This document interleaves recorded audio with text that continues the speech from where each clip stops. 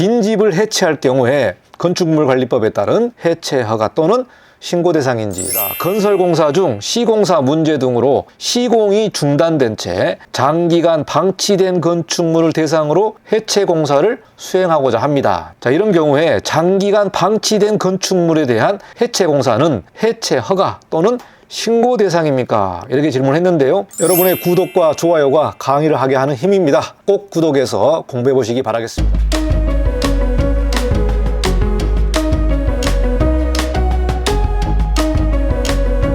네, 안녕하십니까. 이건영 건축사입니다. 이번 시간은 건축물의 해체 공사에 관련된 주요 질의응답을 공부해 보도록 하겠습니다.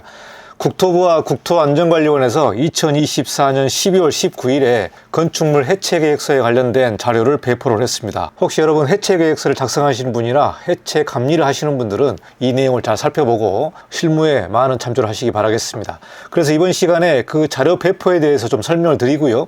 건축물의 해체 공사에 관련된 주요 질의응답을 하나씩 공부해 보도록 하겠습니다. 이번 시간에는 빈집과 위반 건축물, 가설 건축물에 관련된 해체 허가나 신고 여부에 관련된 질의응답을 좀 살펴보도록 하겠습니다. 그러면 건축물관리법 해체 공사에 관련된 내용을 시작해 보도록 하겠습니다.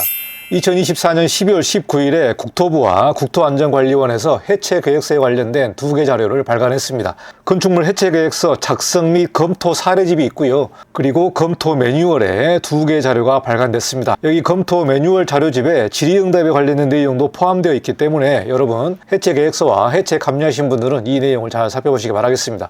그리고 2024년 10월에 해체 공사 현장 점검 가이드북이 발간됐는데요.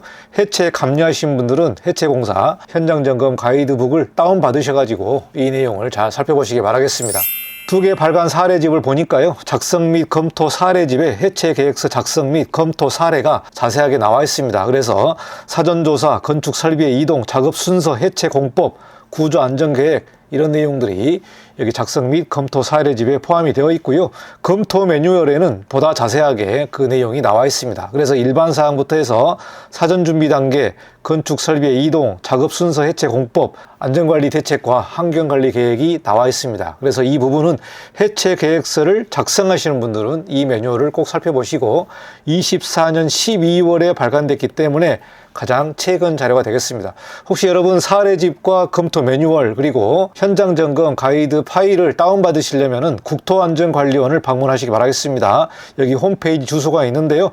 국토안전관리원 홈페이지를 방문해서 기술 정보가 있습니다. 기술 정보에 들어가시면 기술 자료실이 있거든요. 기술 자료실에 해체 계획서 작성 및 검토 사례 매뉴얼 그리고 현장 점검 그 관련된 자료가 있기 때문에 여러분 여기서 다운받으셔서 하나하나씩 공부해 보시면 좋을 것 같습니다. 그러면 해체 공사에 관련된 주요 질의응답을 좀 공부해 보도록 하겠습니다. 이번 시간에는 건축물 관리법에 관련된 해체 신고나 해체 허가에 관련된 질의응답을 5개 공부해 보도록 하겠습니다. 첫 번째는 사용 승인 전 건축물이 건축물 관리법에 따른 해체 허가 또는 신고 대상인지 이렇게 질문했는데요. 그러니까 건축물을 공사를 하다가 준공이 안 났습니다. 여기서 사용 승인이란 말은 준공입니다. 준공되기 전에 건축물이 건축물관리법, 그러니까 건축물관리법에서 건축물의 철거, 해체 감리 이러한 부분들을 관리하는 법이 건축물관리법입니다. 예전에는 건축법에 있었는데 이게 건축물관리법으로 새롭게 만들어졌습니다. 그래서 여러분 해체에 관련된 내용을 공부하시려면 건축물관리법을 봐야 됩니다.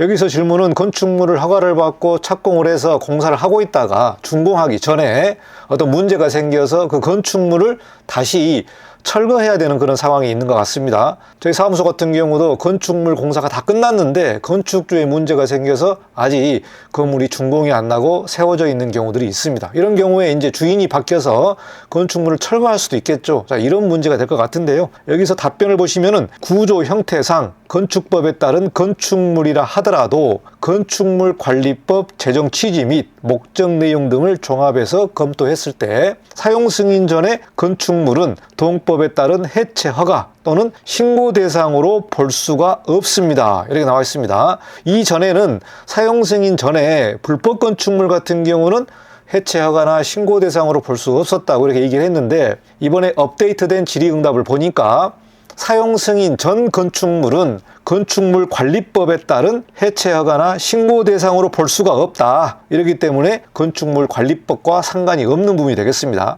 자, 그런데 여기서 단서 조항이 나오는데요. 다만 사용 승인 전 건축물로서 실제적으로 사용한 적이 없는 건축물의 해체일 경우에는 건축물 관리법에 따른 해체 허가 신고 대상이 아니다. 그러니까 건축물을 공사를 해서 다 완공을 했는데 준공은 안 났습니다. 그리고 그 건축물을 실제적으로 사용한 적이 없다. 중요한 부분이 사용을 했느냐 사용을 안 했느냐 이 부분이 되겠죠. 준공이 나지 않고 사용을 했다면 불법 건축물이 되는 거고, 준공이 나지 않았고 사용한 적이 없다면 건축물 관리법과 상관이 없습니다. 자, 문제는 사용 승인 전 건축물이더라도 실제적으로 사용한 적이 있는 경우에, 실제적으로 사용한 적이 있다면 건축물 관리법에 따른 해체 허가나 신고 대상이다. 이렇게 나와 있기 때문에 이 질문의 핵심은 준공이 나지 않았더라도 사용한 적이 있다면은 건축물 관리법에 따라서 해체 허가를 받아야 된다. 이렇게 우리가 해석할 수가 있겠습니다. 사용한 적이 없다면은 건축물 관리법과 상관이 없기 때문에 해체 허가나 신고 대상이 아니고 다른 법으로 넘어가게 되는 부분이 되겠습니다. 두 번째 질문을 보도록 하겠습니다. 임시 사용 승인 건축물의 경우 해체 허가 및 신고 대상입니까? 이렇게 질문을 했는데요. 앞서 살펴본 첫 번째 질문과 유사한 내용이 있습니다만은 임시 사용 승인을 받았기 때문에 거기에서는 사람이 거주할 수 있는 법적 요건이 된다고 볼 수 있을 것 같습니다. 여기서도 똑같은 대답이 나와 있는데요. 사용 승인 전 건축물은 건축물 관리법에 따른 해체 허가나 신고 대상으로 볼 수가 없다. 이렇게 먼저 전제 조건을 말하고 있고요. 임시 사용 승인은 건축법 시행령 17조 2항에 따라서 건축주가 사용 승인서를 받기 전에 공사가 완료된 부분에 대한 임시 사용 승인을 허가권자에 받아서 사용하고 있는 내용이 되겠습니다. 예전에 잠실에 롯데타워가 있는데요. 저층부는 상가죠. 상가가 공사가 다 끝났고 상층부는 공사가 하고 있는 상황에서 하층부만 임시 사용 승인을 받아서 허가를 받고 영업을 하는 그런 경우가 있겠습니다. 이렇기 때문에 건축물의 안전이라든가 법적 요건을 보고 일부분만 임시 사용 승인을 받는 경우도 있습니다. 자, 그런데 문제가 생겨서 그 임시 사용 승인된 건축물을 해체를 하는 그 내용이 되겠는데요. 여기서 중요한 전제 조건이 나옵니다. 다만 임시 사용 승인 후 건축법에 따른 건축물의 유지 관리 등 실제적으로 사용한 적이 있는 경우에는 건축물 관리법에 따른 해체 허가나 신고 대상이다. 자, 그러니까 사용 승인 전 건물과 또 임시 사용 승인된 건축물 같은 경우에도 실제적으로 그 건축물을 사용한 적이 있다면은 건축물 관리법에 해체 허가나 신고 대상이 된다. 그래서 중요한 부분이 실제적으로 사용을 했느냐, 사용하지 않았느냐, 이 내용이 매우 중요한 내용이 될 것 같습니다.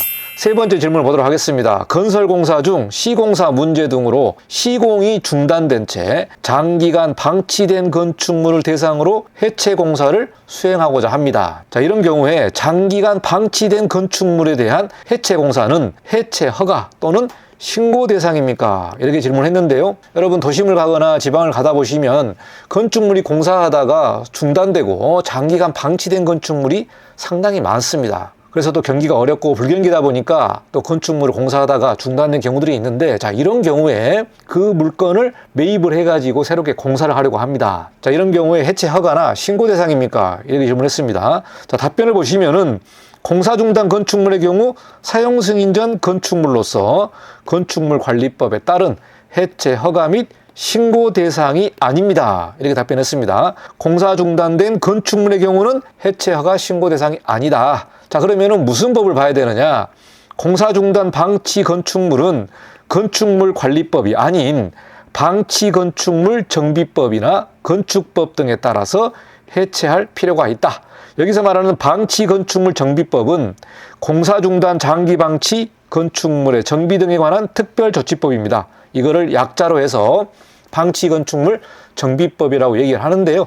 이 법이 2014년 5월에 시행을 했습니다. 이렇기 때문에 공사 중단된 건축물 같은 경우는 건축물 관리법이 아니라 방치 건축물 정비법을 보시고 여기에 맞춰서 건축물을 철거해야 된다는 부분이 되겠습니다. 여기서도 중요한 부분이 사용한 적이 있느냐 없느냐, 이 부분도 중요하겠죠. 사용한 적이 있다면은 해체 허가 대상이 된다. 이렇게 보시면 될 것 같습니다.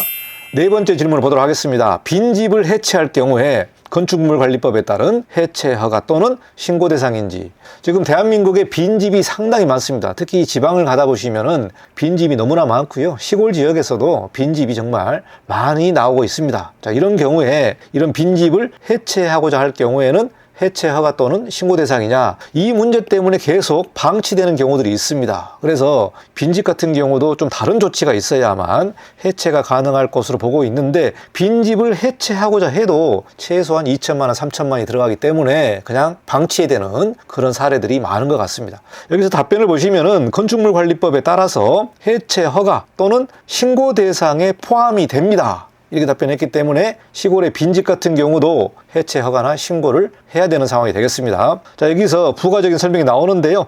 허가권자 같은 경우에 사용 여부를 확인한 날로부터 1년 이상 아무도 사용하지 아니하는 건축물을 우리가 빈집으로 정의를 하고 있습니다. 그러니까 허가권자가 조사를 하고 그 사용 여부를 확인한 날로부터 1년 이상 아무도 사용하지 않으면 이거는 빈집이다. 자, 이런 빈집 같은 경우에는 건축물관리법 42조에 따라서 해당 건축물의 소유자에게 해체 등 필요한 조치를 명할 수가 있다. 이렇게 나와 있는데요. 이렇게 필요한 조치를 명령을 해도 집 주인이 아무런 조치를 안 한다면은 그냥 빈집으로 방치되는 상황이 많은 것 같습니다. 여기서 빈집도 해체 허가나 신고 대상이 되겠다. 그래서 시골에 단층짜리 건물들이 많기 때문에 대부분 해체 신고 대상에 포함될 것으로 봅니다. 마지막으로 다섯 번째 질문인데요. 위반 건축물과 가설 건축물 또는 건축법 이전 건축물 대장이 없는 건축물이 있는 경우에, 이런 경우에도 해체 허가나 신고 대상입니까? 이렇게 물어보는 경우가 있습니다. 전국에 위반 건축물이 상당히 많죠. 그리고 가설 건축물도 많고, 예전에 지어진 건축물, 즉 건축법이 1966년에 만들어졌기 때문에 이전에 지어진 건축물 같은 경우는 건축물 대장이 없는 그런 집도 많은 것 같습니다. 그래서 이런 건물들도 해체를 할 경우에 허가나 신고를 받아야 됩니까? 이렇게 질문했는데요. 답변을 보시면은 건축물관리법 30조 1항에 따라서 건축물을 해체하려는 건물주라든가 관리자의 경우에는 허가권자의 허가를 받아야 하고, 동법에서 정하고 있는 건축물이나 건축법에서 말하는 건축물을 말하므로 위반 건축물, 가설 건축물 등도 해체 허가 또는 신고 대상입니다. 이렇게 답변했습니다. 그래서 위반 건축물, 가설 건축물, 건축물 대장이 없는 건축물도 철거를 하려면 해체 허가나 신고를 받아야 됩니다. 해체 허가나 신고를 받아야 된다. 이렇게 현장에서 해체와 관련된 질의회신이 많기 때문에 국토부와 국토안전관리원에서 주요한 질의응답을 내보내고 있습니다. 앞으로도 제가 이러한 관련된 내용들을 하나하나씩 여러분과 같이 공부해보는 시간을 가져보도록 하겠습니다. 최근에 이 철거 문제가 상당히 까다로워지고 복잡해졌습니다. 그리고 비용도 많아졌기 때문에 여러분 건축 계획을 하시는 분들은 미리미리 잘 살펴보고 예산도 잘 챙겨보시고 기간도 잘 꼼꼼히 체크해 보시면 좋을 것 같습니다.